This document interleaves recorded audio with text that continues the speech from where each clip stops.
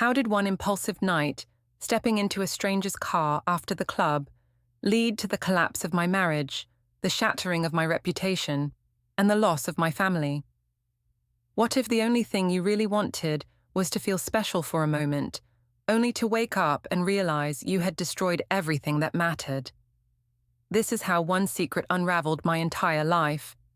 The bass thumped through my chest as I leaned against the bar, watching Corin check his phone for the third time in 10 minutes. My husband's face was illuminated by the screen's blue glow, his jaw tight with that familiar expression of irritation that had become his default around me lately. "Another work emergency?" I asked, raising my voice over the music. He looked up, his dark eyes distant. "Just checking the time. It's almost midnight, Iolanthe. Don't you think we should head home? Esme has soccer practice tomorrow morning." I felt that familiar surge of frustration. Here we were, finally out for once, and all he could think about was our 7-year-old's schedule. When was the last time he'd looked at me the way the bartender had when he'd handed me my drink?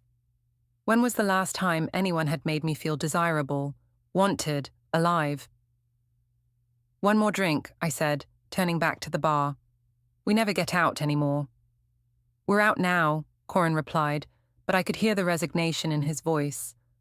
"I just think—" "You always think," I interrupted. "That's the problem. Sometimes you need to just feel."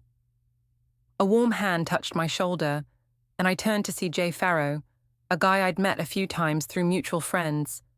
His smile was easy, confident, the kind that made you forget you were married to a man who spent more time analyzing data than looking at his wife. "Iolanthe, right? You look incredible tonight," Jay said, his eyes appreciating my new black dress, the one Corin hadn't even noticed when I'd walked out of the bedroom earlier. "Thank you," I said, feeling a flush of warmth that had nothing to do with the alcohol. "You remember Jay, don't you, Corin?" My husband nodded stiffly. "Of course. How are you, Jay?" "Living the dream, man. Just got done with my last training session of the day. Nothing like hitting the club after a good workout." Jay's attention shifted back to me. "Want to dance? This is my favorite song." I glanced at Corin, who was already shaking his head. "I don't really dance," he said. "I do," I replied, taking Jay's offered hand before I could second-guess myself. On the dance floor, Jay's hands found my waist, and for the first time in months, I felt electric. He moved with confidence, his body close enough that I could smell his cologne, feel the heat radiating from his skin. When he spun me around, I caught sight of Corin at the bar, his expression unreadable. "Your husband doesn't look happy," Jay murmured in my ear.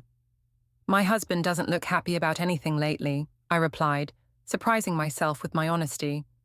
Jay's laugh was low, intimate. "His loss." We danced through 2 more songs, Jay's hands growing bolder, my inhibitions melting away with each beat.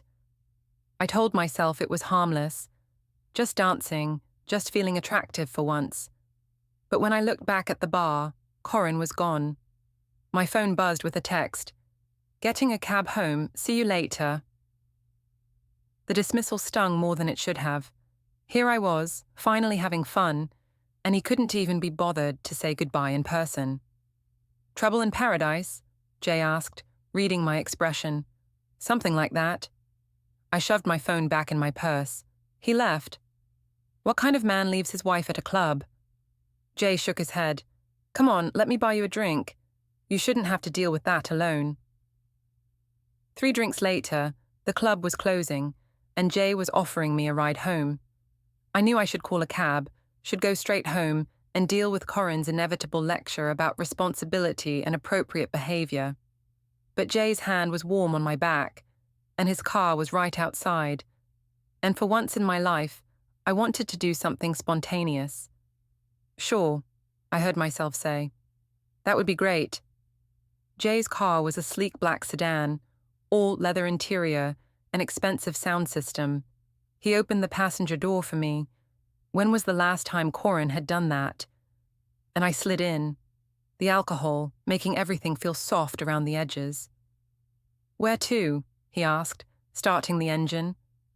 I gave him my address, but as we drove through the empty streets, Jay's hand found my knee, and suddenly going home seemed like the last thing I wanted to do. "You know," he said, his voice low and intimate, "I've got a great view from my apartment. We could grab a nightcap, let you clear your head before dealing with whatever's waiting at home." I should have said no, should have insisted he take me straight home, should have thought about Esme sleeping in her bed, about Corin probably lying awake waiting for me, about the life I'd built that was worth more than one night of feeling wanted. Instead, I heard myself say, "Okay." Jay's apartment was exactly what I'd expected. Modern, minimalist, the kind of place where a single man could bring women without worrying about explaining family photos or children's toys scattered around. He poured us both wine, and we sat on his couch, the city lights twinkling beyond his floor-to-ceiling windows. "Tell me about your husband," he said, settling beside me, close enough that our thighs touched. "Do we have to talk about him?" I asked, taking a large sip of wine. "Fair enough." Jay's finger traced along my arm. "Tell me about you, then. What do you want, Iolanthe?" The question hit me harder than it should have. What did I want? To feel desired, to feel like more than just a mother and wife going through the motions, to feel like the woman I used to be before marriage and mortgages and the endless routine of domestic life. "I want to feel alive," I whispered.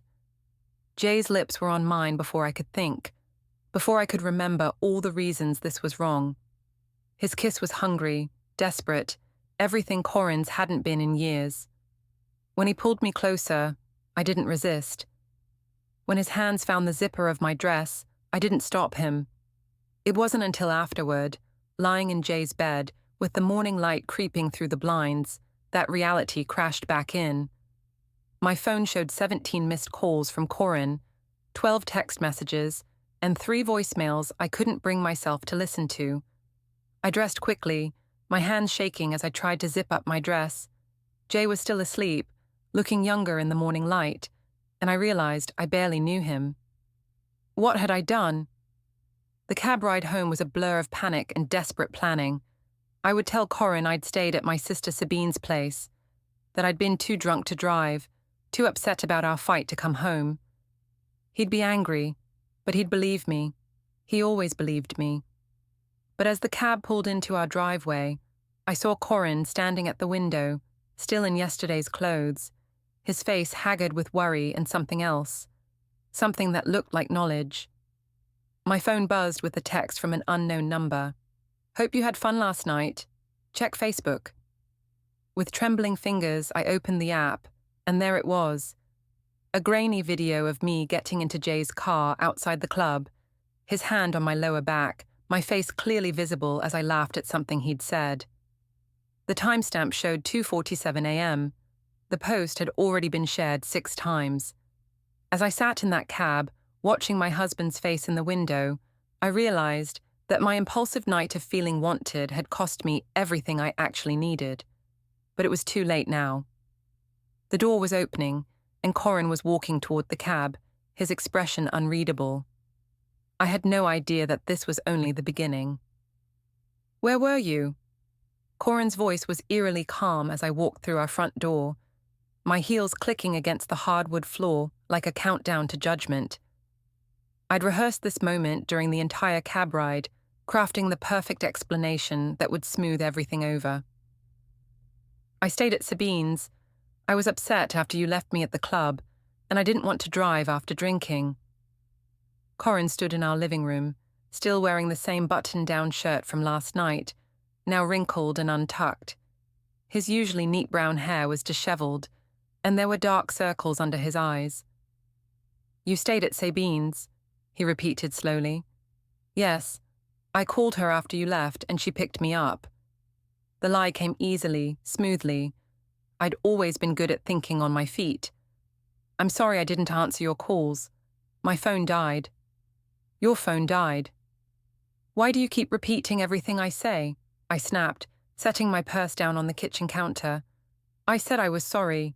You're the one who abandoned me at the club." "I didn't abandon you, Iolanthe. I told you I was leaving. You were too busy dancing with that guy to care." His name is Jay, and we were just dancing. God, Corin, when did you become so paranoid? Something flickered across his face. Hurt, maybe, or recognition. Just dancing. Yes, just dancing. What did you think was happening? He pulled out his phone and my stomach dropped. I think you should see this. The video was worse than I'd remembered. The quality was surprisingly clear for a phone camera, showing me laughing as Jay's hand slid down my back, the intimate way I leaned into him as we walked to his car, the kiss he pressed to my temple before opening the passenger door. This was posted on Facebook an hour ago, Corin said, his voice still unnaturally calm. Tagged at Pulse nightclub, someone named Tasha Lynn shared it with the caption, "Some people have no shame." Tasha, Jay's girlfriend. I'd completely forgotten about her in my alcohol-fueled haze last night. It looks worse than it was, I said quickly. He was giving me a ride home because you left me stranded. To Sabine's house? Yes. Sabine lives on Maple Street. Jay Farrow lives on 5th Avenue. I looked him up. My mind raced. How did Corin know where Jay lived? How much did he know? He offered to pick up some food first. I was drunk, Corin. I wasn't thinking clearly because my husband had just walked out on me. So this is my fault. I'm not saying it's your fault, but you have to admit, leaving me alone at a club wasn't exactly husband-of-the-year behavior.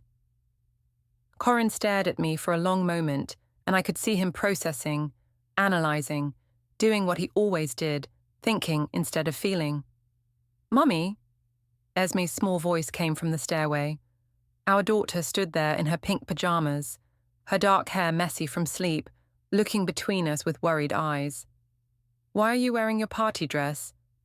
I just got home from Aunt Sabine's, sweetheart, I said, forcing a bright smile.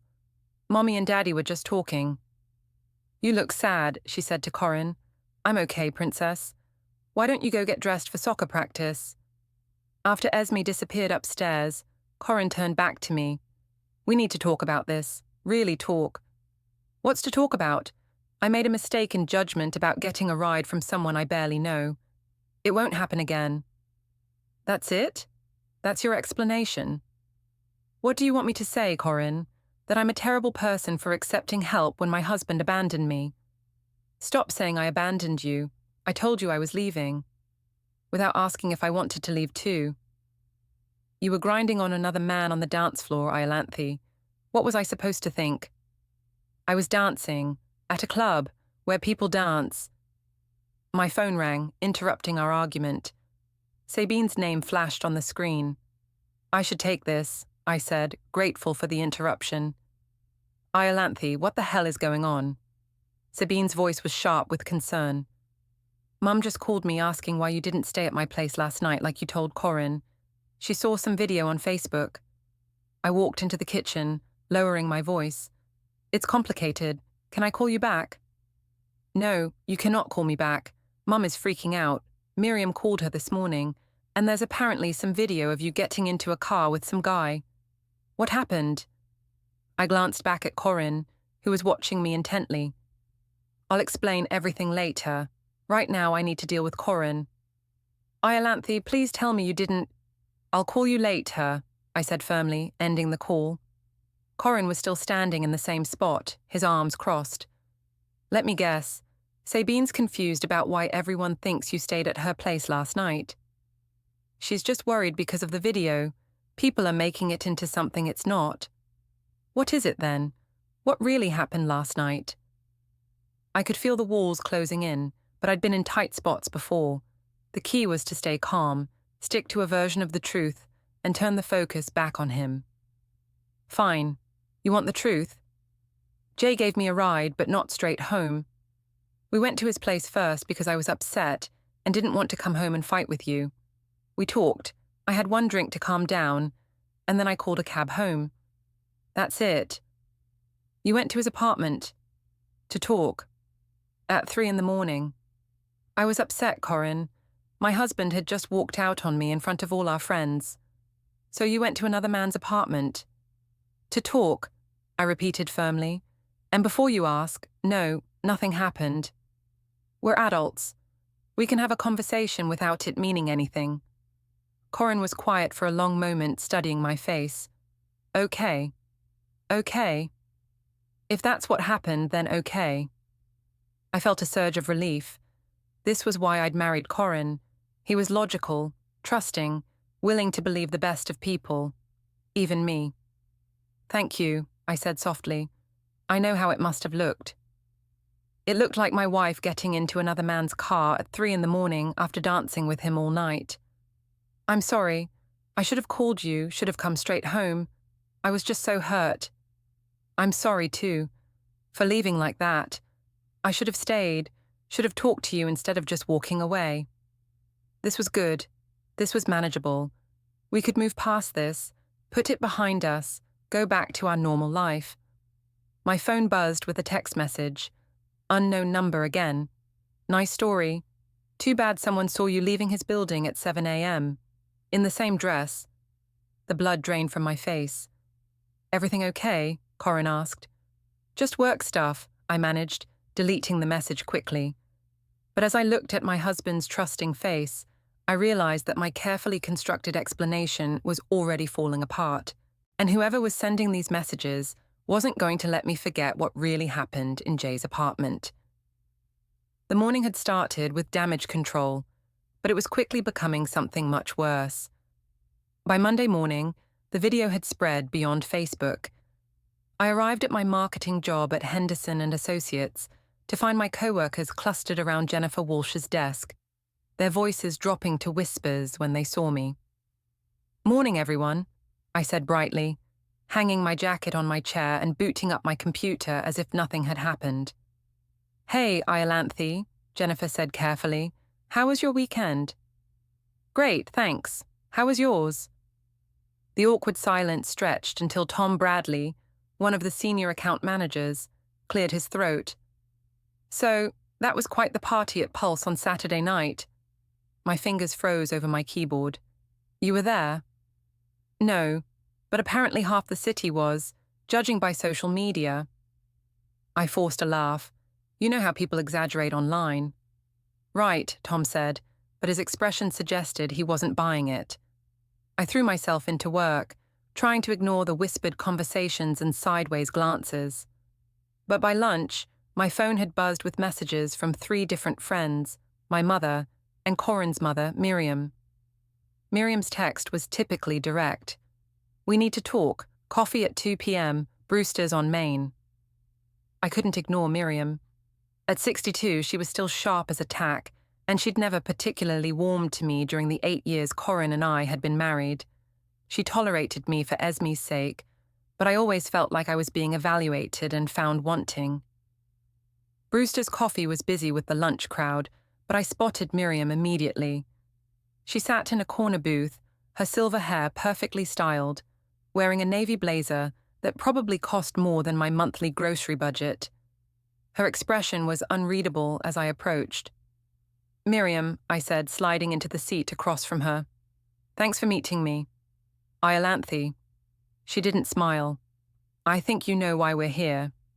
If this is about that silly video, it's not silly. Her voice was crisp, authoritative.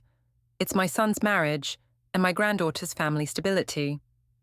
I bristled at her tone. With all due respect, Miriam, this is between Corin and me. Is it? Because Esme called me yesterday, asking why Mommy and Daddy were fighting. She said you came home in your party dress and Daddy looked sad. Guilt twisted in my stomach. Kids pick up on tension. It doesn't mean anything serious. Doesn't it? Miriam pulled out her phone and set it on the table between us. The video was already queued up.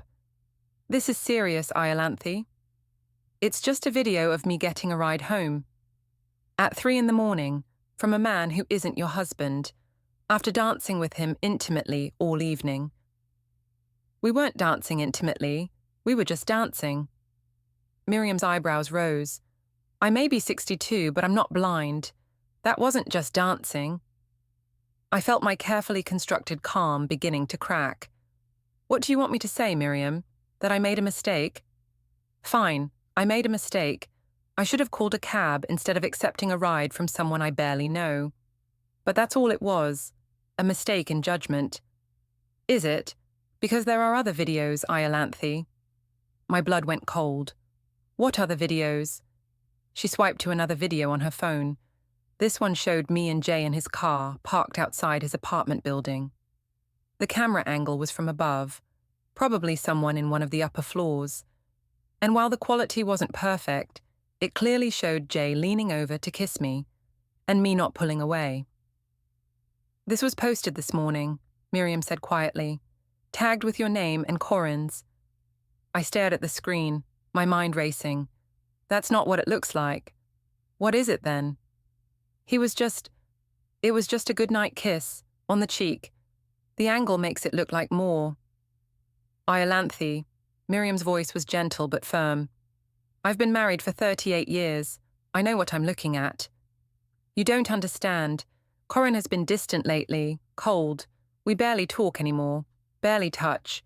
I was feeling neglected, and when someone showed me attention, I made a mistake. What kind of mistake? The question hung in the air between us. I could lie, continue the charade, maintain the fiction that nothing had happened. But looking at Miriam's knowing eyes, I realized she already knew the truth. I went up to his apartment, I said quietly. And we talked. And maybe things went a little further than they should have. How much further? I couldn't say it, couldn't admit out loud what I'd done, what I'd thrown away for one night of feeling desired. Miriam leaned back in her chair. I see. It didn't mean anything, I said quickly. It was just, I was drunk, I was upset, I wasn't thinking clearly. You cheated on my son. The words hit like a physical blow. It wasn't like that. What was it like then? It was a mistake, a stupid, meaningless mistake that I regret completely. Does Corin know? No, and he doesn't need to know. It's over, it's done, and it will never happen again. Miriam was quiet for a long moment, studying my face. You're going to lie to him. I'm going to protect my family. Sometimes that means not sharing every stupid mistake. Your family. Miriam shook her head. Do you know what Corin said to me yesterday when he called? I waited, dreading the answer. He said he felt like he was losing his wife, that you'd been distant for months, critical, always looking for something else. He blamed himself, thought maybe he wasn't giving you enough attention, wasn't being the husband you needed. The guilt was overwhelming now, crushing. Miriam, he loves you, Iolanthe. Despite everything, he loves you. But love isn't enough if you're not willing to fight for your marriage. I am willing to fight for it. Are you? Because right now it looks like you're willing to lie for it, which isn't the same thing. My phone buzzed with another text. This time it was from Tasha Lynn. We need to talk. Meet me at Riverside Park at 4 p.m. Come alone. Miriam noticed my expression change. More problems? Just work stuff, I lied automatically. She gathered her purse and stood. Iolanthe, I'm going to give you some advice, and I suggest you take it. Tell Corin the truth, all of it. Let him decide if your marriage is worth saving. And if he decides it's not, then at least you'll have been honest with him for once. After she left, I sat in the coffee shop for another 20 minutes, staring at Tasha's message. Jay's girlfriend wanted to meet, and I doubted it was for a friendly chat. The walls were closing in from all sides, and my carefully constructed lies were crumbling faster than I could rebuild them. But I wasn't ready to give up yet. I'd gotten out of tight spots before. I just needed to think, to plan, to figure out how to contain this before it destroyed everything. At 3:45 p.m., I drove to Riverside Park, my hands shaking on the steering wheel. Whatever Tasha wanted, I would handle it. I had to. My family depended on it. Tasha Lynn was waiting for me at the park, sitting on a bench overlooking the river. She was prettier than I'd remembered from the few times I'd seen her with Jay. Petite, with long black hair, and sharp, intelligent eyes that fixed on me as I approached. Iolanthe, she said without getting up. Thanks for coming. What do you want, Tasha? I want you to stay away from my boyfriend. I sat down on the opposite end of the bench, maintaining distance. I don't know what you think happened. I know exactly what happened. She pulled out her phone and showed me a screenshot of text messages. Jay's name was at the top, and the conversation was from Saturday night. Jay, having a drink with that married chick from the club. Jay, she's pretty wasted, Jay. Might be a fun night. The timestamp showed 3:15 a.m. He texted you while I was there, I asked, incredulous. Jay's an idiot, but he's my idiot. And he tells me everything. Tasha's voice was cold, including what happened in his bed. The humiliation was crushing. Tasha, I don't want to hear it. I don't care about your midlife crisis or your marriage problems. I care about the fact that you're a married woman with a child who's trying to steal my boyfriend. I'm not trying to steal anyone. It was one night, a mistake. A mistake that's now all over social media. Do you know what it's like having people send you videos of your boyfriend with another woman? I hadn't thought about that, hadn't considered how this would affect anyone beyond my own family. I'm sorry, I said quietly. You're right, I shouldn't have. No, you shouldn't have. But you did, and now we have a problem. What kind of problem? Tasha turned to face me fully. Jay thinks you're going to leave your husband for him. My stomach dropped. What? He's been texting you all day, hasn't he? Calling you? I thought about my phone, which I'd been ignoring since the messages started coming in. I haven't been answering. Smart, because he's telling people you two are together now. That Saturday night was the beginning of something. That's insane. I never said anything like that. Didn't you? Because according to Jay, you spent half the night complaining about your husband, about how he doesn't appreciate you, doesn't pay attention to you, doesn't make you feel special. The words hit like physical blows because they were true. I had said those things, in the heat of passion, in the vulnerable moments after we'd slept together. I was drunk, I said weakly. You were honest, and now Jay thinks he's your knight in shining armor, here to rescue you from your terrible marriage. I'll talk to him. I'll make it clear that it was just one night. You'll stay away from him, Tasha corrected. Completely. No contact, no conversations, no accidental run-ins at the gym or the club or anywhere else. Fine, I can do that. Good, because if you don't, I'll make sure everyone knows exactly what kind of person you are. Everyone already knows, apparently. No, they know you got in a car with a guy who wasn't your husband. They don't know you spent the night in his bed while your daughter was sleeping at home. They don't know you told him your marriage was over. They don't know you asked him to take you away from all of it. I stared at her. I never said that. Didn't you? Jay has a very good memory when it comes to pillow talk.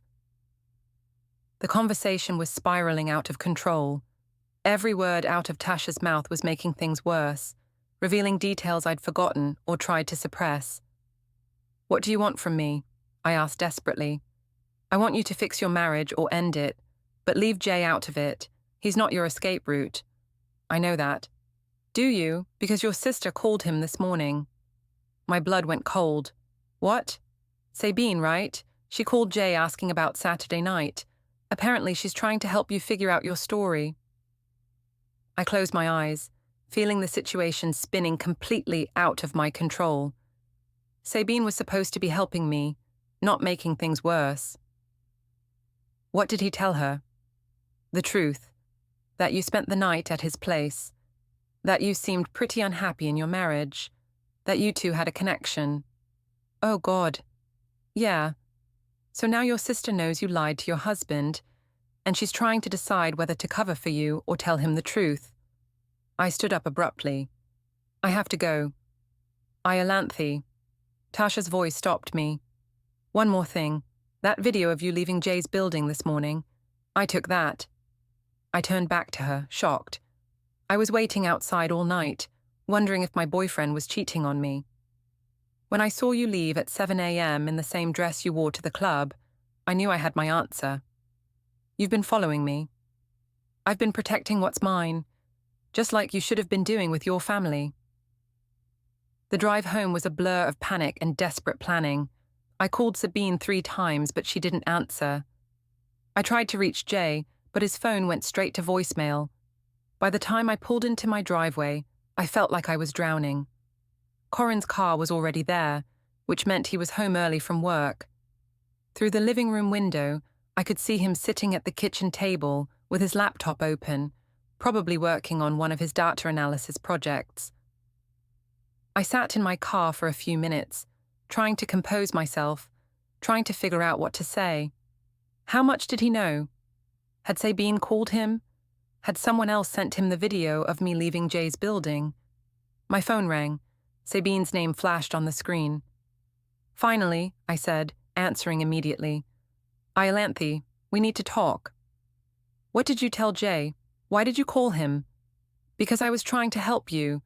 I thought if I could get your story straight." "There is no story. There's just the truth, and the truth is that I made a mistake." "What kind of mistake?"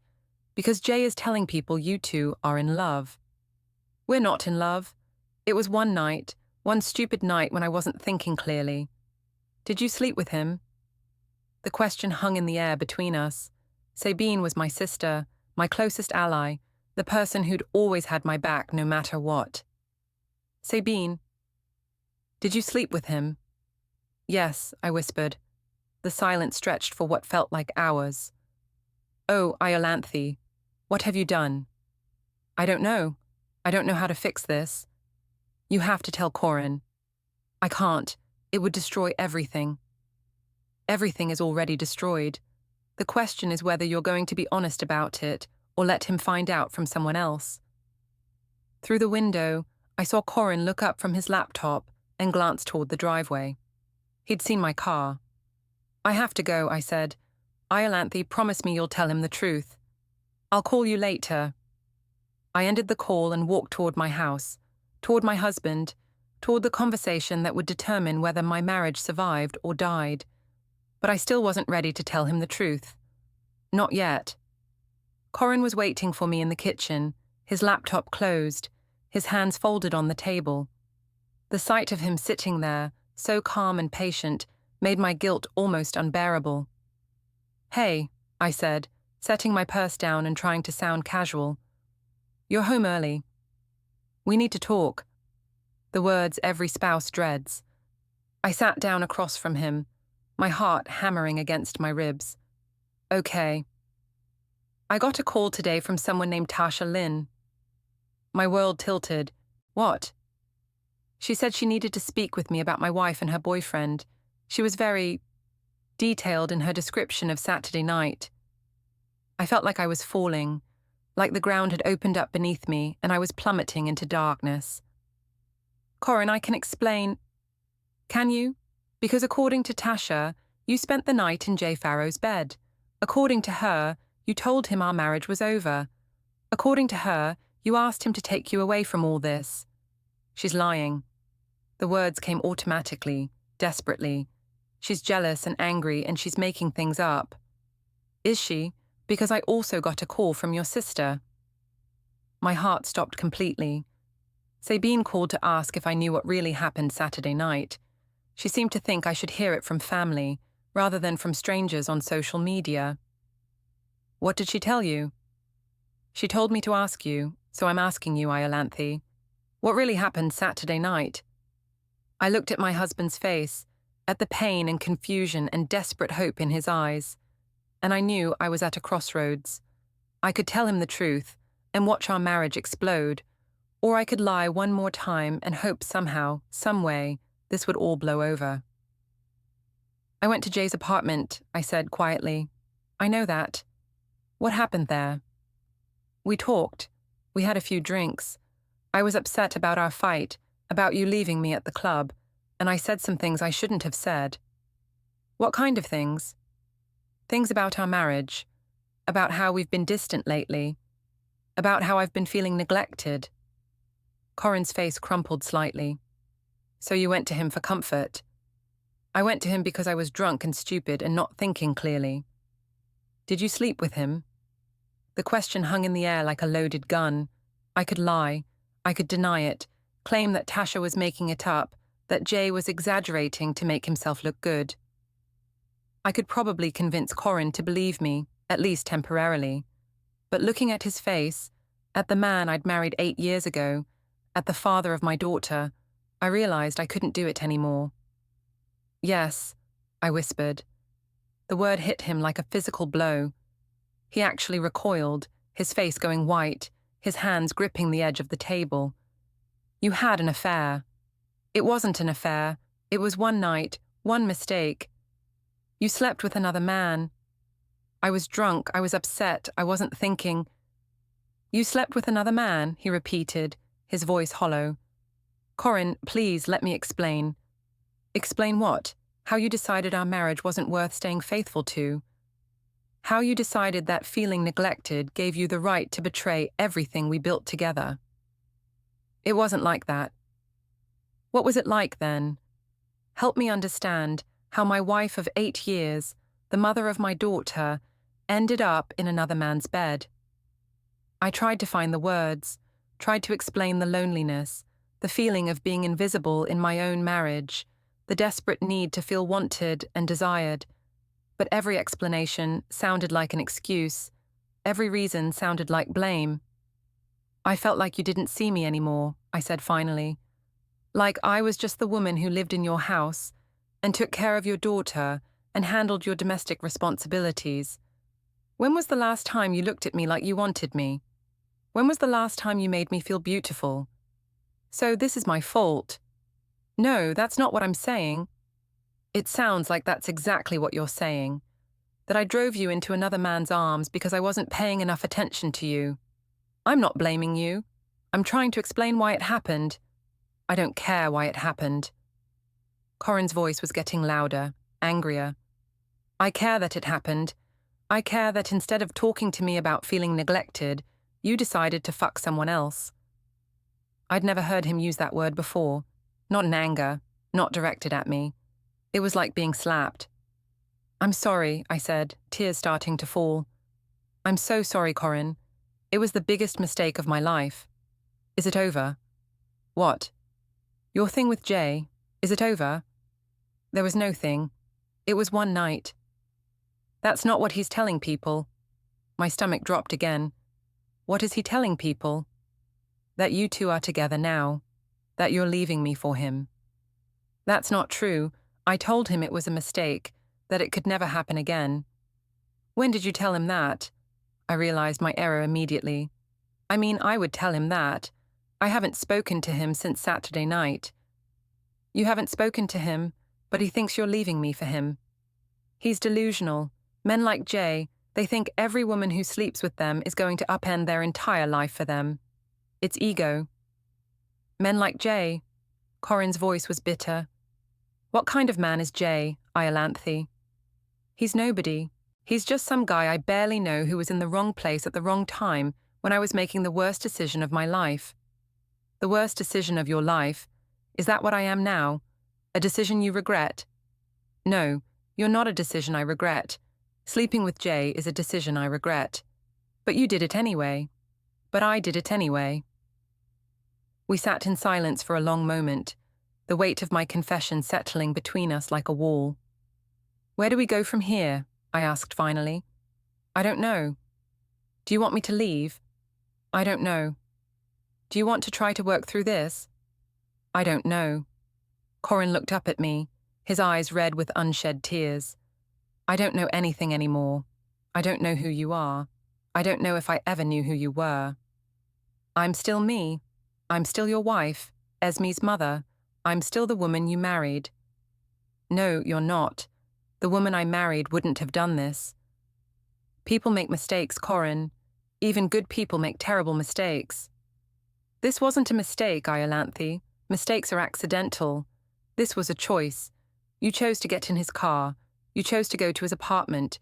You chose to get in his bed. Those were all choices. He was right, and I hated him for being right. So what happens now? I asked. Now I need to figure out if I can ever trust you again. And you need to figure out if you actually want to be married to me, or if you're just scared of the consequences of leaving. I want to be married to you. Do you? Or do you just want to avoid being the villain in the story?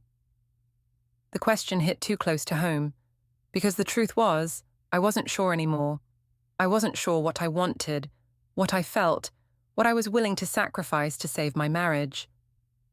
"I want to save our family," I said finally. "Our family." Corin stood up from the table. "Speaking of family, Esme's at my mother's house. I didn't want her to overhear this conversation.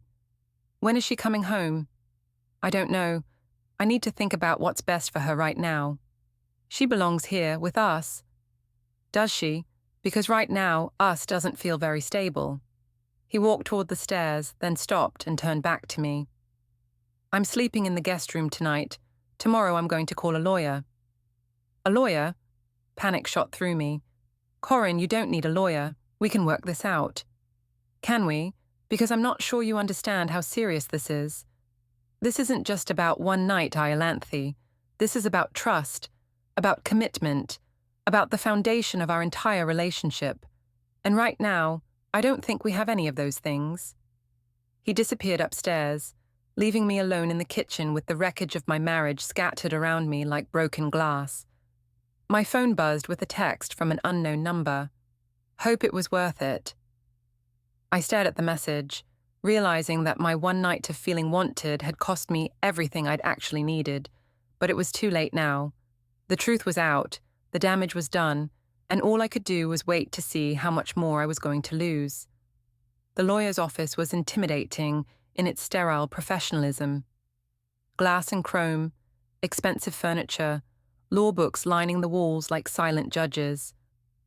I sat across from David Morrison, Esquire, while Corin sat beside his own attorney, Sarah Chen, with a thick manila folder in front of him. "Mrs. Vexley," Morrison said, "my client is prepared to offer you a very reasonable settlement in exchange for a quick, quiet divorce." 3 weeks had passed since my confession. 3 weeks of sleeping in separate rooms, of stilted conversations about Esme's schedule, of watching my husband transform from the trusting man I'd married into someone cold and calculating. "I don't want a divorce," I said for the 100th time. "I want to save my marriage." "That's no longer an option," Sarah Chen replied crisply. "My client has made his decision." I looked at Corin, searching for any sign of the man who'd once loved me enough to propose on a beach in California, who'd held my hand through labor when Esme was born, who'd built a life with me brick by brick over 8 years. "Corin, please. We can go to counseling. We can work through this." "We're not here to negotiate the marriage, Mrs. Vexley," Morrison interrupted. "We're here to discuss the terms of its dissolution." Sarah Chen opened the folder and spread documents across the table. "Mr. Vexley is requesting primary custody of the minor child, with supervised visitation for Mrs. Vexley pending completion of a psychological evaluation." "Supervised visitation?" I stood up so quickly my chair scraped against the floor. "She's my daughter." "She's also a child who's been traumatized by her mother's behavior," Chen replied evenly. "The school has documented several incidents of emotional distress, including crying episodes and behavioral changes that coincide with the breakdown of the marriage. That's because you took her away from me. She's been living with Miriam for 2 weeks. She's been living in a stable environment with a responsible guardian while her parents sort out their issues," Morrison corrected. "And given the circumstances of the marital breakdown, my client feels it's in the child's best interest to maintain that stability." I turned to Corin desperately. "You can't do this. You can't take Esme away from me because I made one mistake." "It wasn't one mistake." Corin's voice was quiet but firm. "It was a series of choices that showed a complete disregard for our family. I had sex with someone else one time. People recover from affairs, Corin. Marriages survive infidelity. This isn't just about the affair Iolanthe." Sarah Chen pulled out a different set of papers. "We have documentation of a pattern of deceptive behavior, manipulation, and emotional instability." "What documentation?" Chen began reading from what looked like a timeline. "Text messages to your sister asking her to lie to your husband about your whereabouts. Social media posts designed to garner sympathy while painting Mr. Vexley as controlling and neglectful. Attempts to contact Mr. Farrow, despite being asked to cease all communication." "I never contacted Jay." Phone records show 17 attempted calls to Mr. Farrow's number over the past 3 weeks. I felt the blood drain from my face.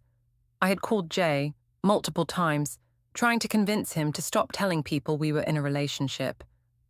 But I'd never reached him, never actually spoken to him.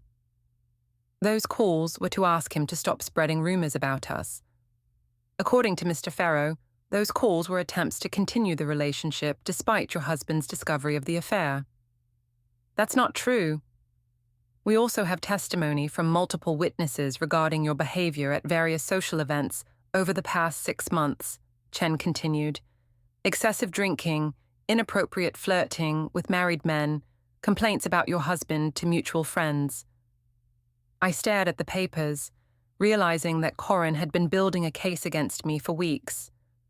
Every mistake, every poor decision, every moment of weakness had been documented and catalogued like evidence in a criminal trial. You've been spying on me. I've been protecting my daughter, Corin said quietly, and documenting the truth. The truth? The truth is that I made one mistake, one terrible mistake, and you're using it to destroy me. You destroyed yourself, Iolanthe. I'm just making sure you don't take Esme down with you. Morrison cleared his throat. Mrs. Vexley, the settlement offer is generous. Full custody to Mr. Vexley, supervised visitation for you, division of assets according to the prenuptial agreement. What prenuptial agreement? The room went silent. Morrison and Chen exchanged glances. The prenuptial agreement you signed before the marriage, Morrison said carefully. We didn't have a prenuptial agreement. More silence. Then Sarah Chen pulled out another document and slid it across the table.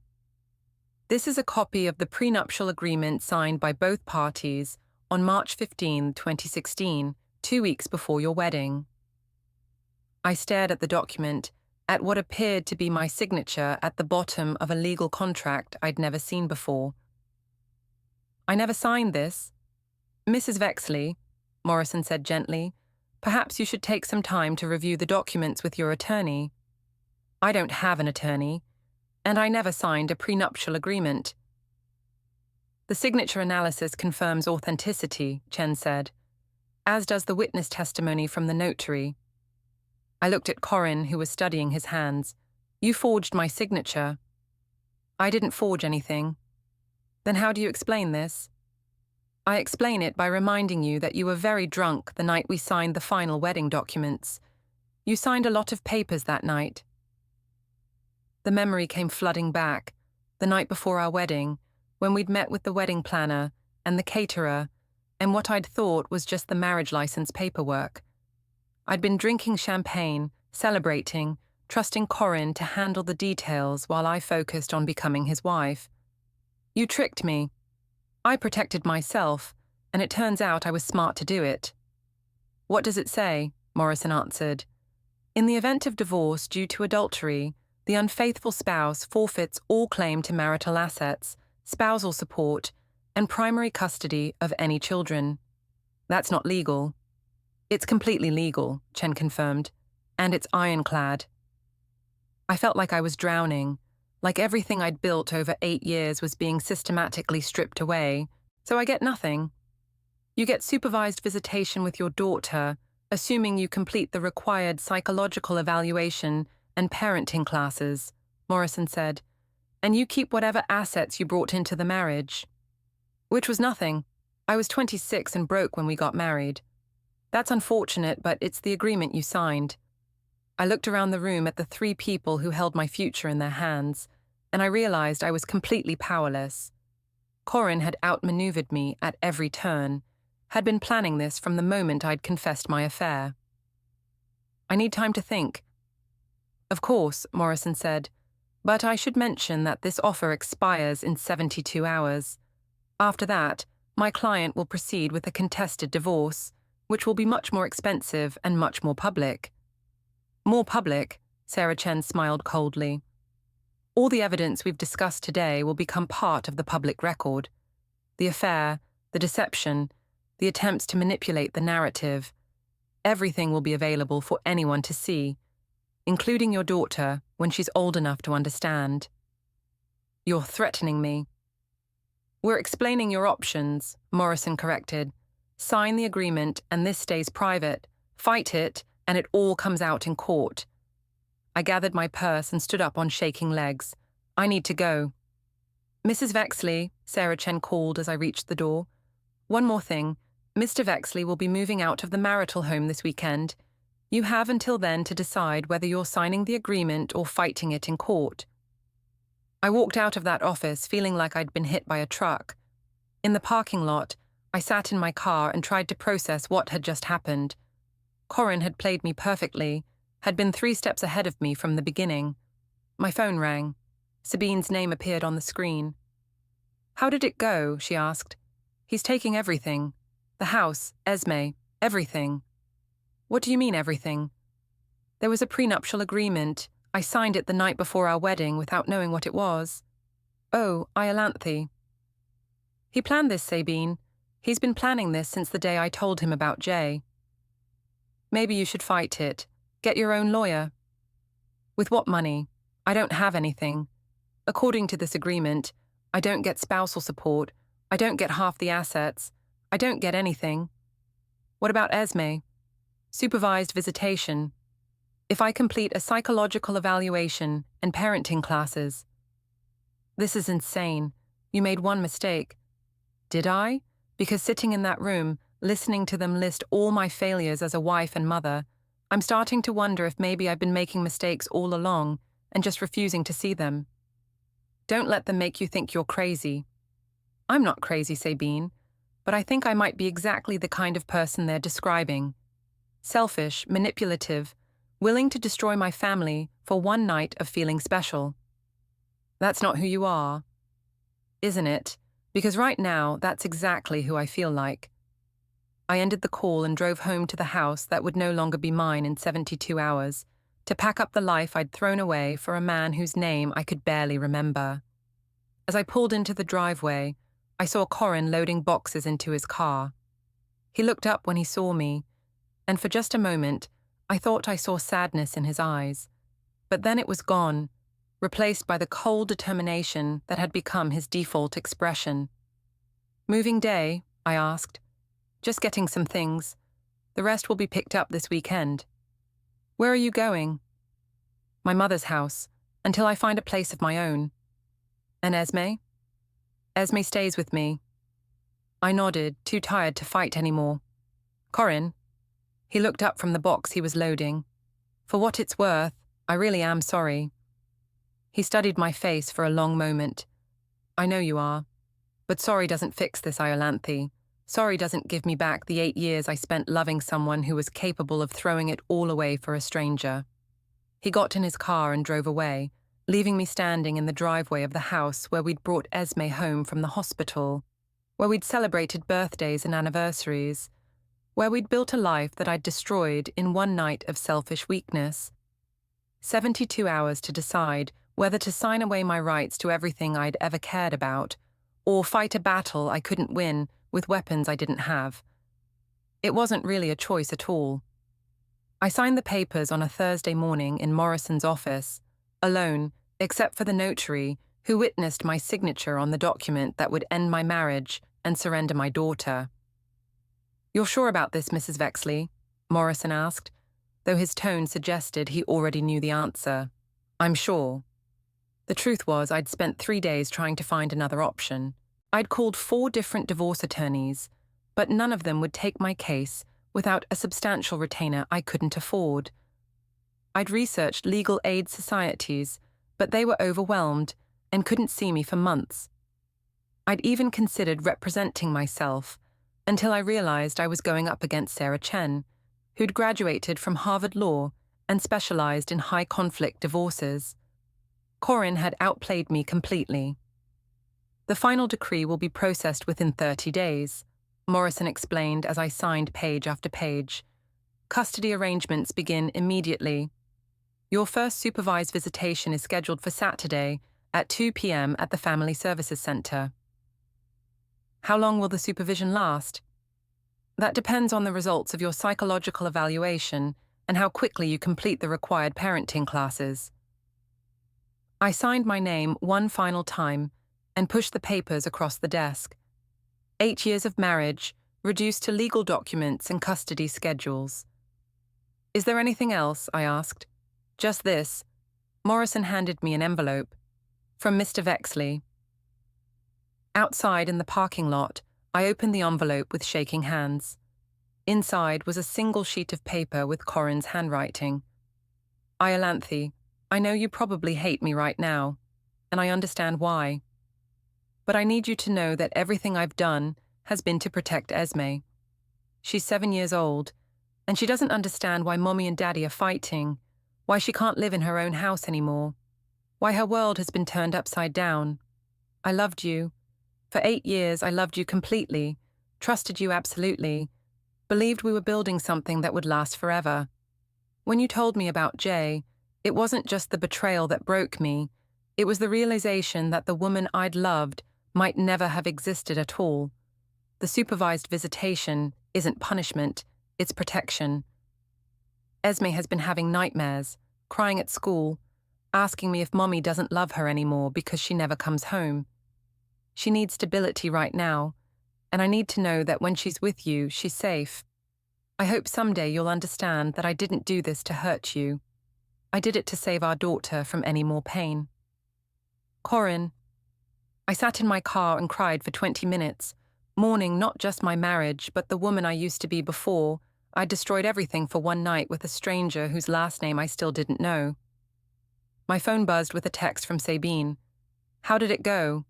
It's done, I typed back. I signed everything. I'm so sorry. Me too. I drove home, to what had been home, and found the house empty except for my personal belongings, which had been packed into boxes and left in the living room. Corin had been thorough. The furniture, the artwork, the family photos, even Esme's toys. Everything that had made this place a home was gone. There was a note on the kitchen counter. House goes on the market Monday. You have until Sunday to remove your belongings. I walked through the empty rooms, remembering. The kitchen where we'd had coffee every morning for 8 years. The living room where we'd watched movies and played with Esme. The master bedroom where we'd made love, made plans, made the life I'd thrown away. In Esme's room, now stripped of everything that had made it hers, I found one last thing. A drawing she'd left behind, probably by accident. It showed 3 stick figures holding hands in front of a house, Mommy, Daddy, and Esme. At the top, in her careful 7-year-old handwriting, my family.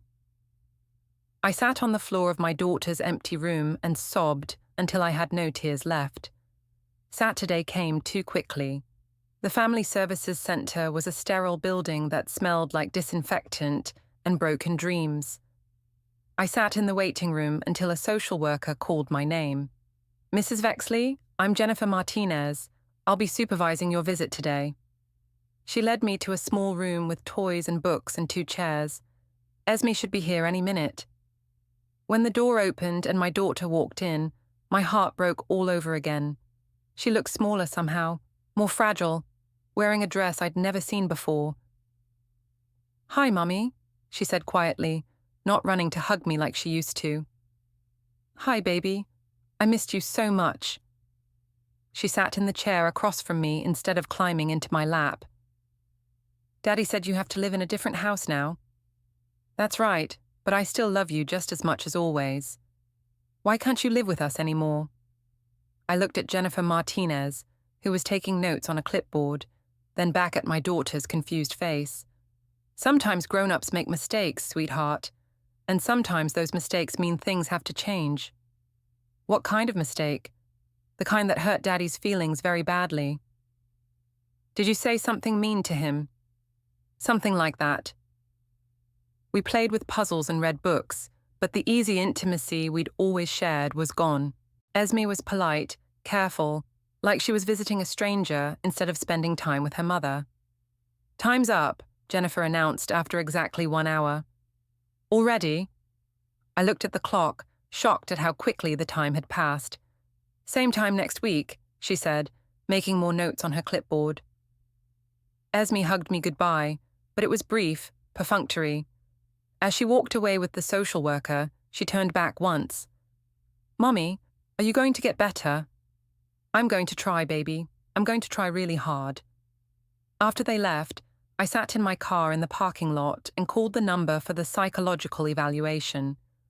If I wanted any chance of getting my daughter back, I had to prove I wasn't the unstable, manipulative woman Corin's lawyers had painted me as. The irony wasn't lost on me. I'd spent weeks trying to convince everyone else that I wasn't that person, when the truth was, I wasn't sure anymore. Maybe I was exactly who they said I was. Maybe I'd been lying to myself for so long that I'd forgotten who I really was underneath all the justifications and excuses. My phone rang. Unknown number. "Hello?" "Iolanthe, it's Jay." I nearly dropped the phone. "Jay? How did you get this number?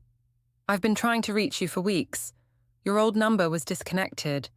I changed it. I don't want to talk to you." "Wait, don't hang up. I heard about the divorce. I'm sorry." "You're sorry? You're the reason I'm divorced." "That's not fair. You made your own choices that night." "My choices? You pursued me all evening. You convinced me to get in your car. You took me to your apartment. And you said yes to all of it. You told me your marriage was over, that you were done pretending to be happy." "I was drunk." "You were honest, maybe for the first time in years." "Don't call me again, Jay. Whatever you think happened between us, whatever you think we had, it's over. It never existed." "I think you're scared. I think you're so used to living a lie that you can't handle the truth." "The truth? You want the truth?" "The truth is that you were a mistake, the biggest mistake of my life. And if I could go back and undo that night, I would in a heartbeat." "Would you?" Because the woman I was with that night seemed pretty relieved to finally be free. I hung up and blocked his number, but his words echoed in my head as I drove to my new apartment, a one-bedroom place in a complex across town, the only thing I could afford with my marketing coordinator salary. Was he right? Had I been relieved that night to step outside my marriage, to be someone other than Corin's wife and Esme's mother? Had some part of me wanted to blow up my life? I spent the evening unpacking my boxes in the small space that would now be my home, surrounded by the remnants of the life I'd destroyed. Photos of Esme, wedding pictures I couldn't bring myself to throw away, mementos from 8 years of marriage. As I hung up my clothes in the tiny bedroom closet, I found the black dress I'd worn that night at the club. I held it up, remembering how confident I'd felt when I'd put it on, how alive I'd felt dancing with Jay, how wanted I'd felt in his arms. I threw it in the trash. On Sunday, I went back to the house one last time to get the last of my things. Corin was there with a moving truck, supervising the removal of the final pieces of furniture. "I didn't know you'd be here," I said. "Just finishing up. The realtor wants to show it tomorrow." We worked in silence, two people who'd once shared everything now moving around each other like strangers. When the truck was loaded, Corin walked through the empty house one last time, checking that nothing had been forgotten. "Corin," I called as he headed for the door. He stopped, turned back. "I know you'll probably never forgive me, but I want you to know that I loved you. I loved our life together. I loved being Esme's mother and your wife. I don't know why I threw it all away, but it wasn't because I didn't love you." He studied my face for a long moment. "I know you loved me, Iolanthe, but love isn't enough if you're not willing to fight for it when things get hard." "I am willing to fight for it." "No, you were willing to run from it. There's a difference." He walked out, leaving me alone in the empty house where we'd been happy, where we'd raised our daughter, where I'd had everything I'd ever wanted until I'd decided it wasn't enough. I locked the door and left the keys under the mat for the realtor. As I drove away, I passed the playground where I used to take Esme, the coffee shop where Corin and I used to have breakfast on Sunday mornings, the life I'd built and destroyed in the space of one night. My phone buzzed with a reminder: psychological evaluation tomorrow at 9 a.m. The first step in a long journey to prove I was worthy of being my daughter's mother again, to prove I was better than the woman who'd gotten in a stranger's car because she'd wanted to feel wanted. I wasn't sure I believed it yet, but I was going to try. For Esme, and maybe eventually for myself. 6 months later, I was sitting in my therapist's office, talking about accountability and self-forgiveness and the long process of rebuilding trust. I'd completed the parenting classes, passed the psychological evaluation, and earned the right to unsupervised visits with Esme every other weekend. It wasn't enough. It would never be enough. But it was a start. "How are things with Esme?" Dr. Sarah asked. "Better. She's starting to relax around me again. Last weekend we made pancakes together, and for a few minutes it felt almost normal." "And how are you feeling about the choices you made?" "I understand them better now. I was so focused on what I wasn't getting from my marriage that I forgot to appreciate what I had. I was selfish, and I hurt the people I loved most. Understanding is important, but so is self-compassion. I'm working on it." My phone buzzed with a text from Corin. "Esme wants to know if you can come to her school play next Friday." I told her I'd ask. I typed back, "I'd love to, thank you." It was a small step, but it was progress. Corin and I would never be married again. He was dating someone new, a kindergarten teacher named Lisa, who was everything I hadn't been, stable, consistent, content with a quiet life. But we were learning to co-parent, to put Esme's needs ahead of our own hurt and anger. I'd learned to live alone, to find fulfillment in my work and friendships instead of seeking validation from men who didn't know me. I'd learned that feeling wanted wasn't worth destroying everything you needed. Most importantly, I'd learned that the woman who'd gotten in Jay's car that night wasn't a different person. She was me, at my worst, making choices I'd spent months learning to forgive. I got in a stranger's car after the club to feel wanted, and I woke up realizing I'd lost everything that actually mattered. But losing everything had taught me what was worth fighting for. My daughter's love, my own self-respect, and the chance to become someone worthy of both. It had taken me 8 months, but I was finally ready to be that person,